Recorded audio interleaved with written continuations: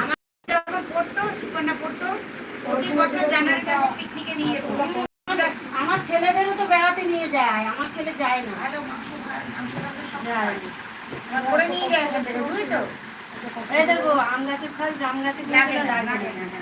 ওর যে বাবা মা থেকে নিয়েছে সেই বাবা মা তো পড়াশোনা জানে না, কিছু জানে না, তাদের পেটের সন্তান, তার নিজের সন্তান না।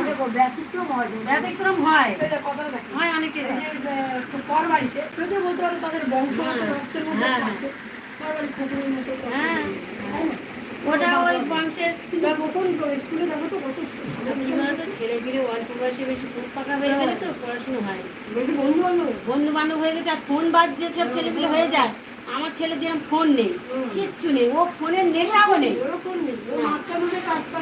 ফোন দেখে না, ফোনও দেখে না, কিছু নেই। এই তো ওর সেই ছোট ফোনটা খারাপ হয়ে গেছে।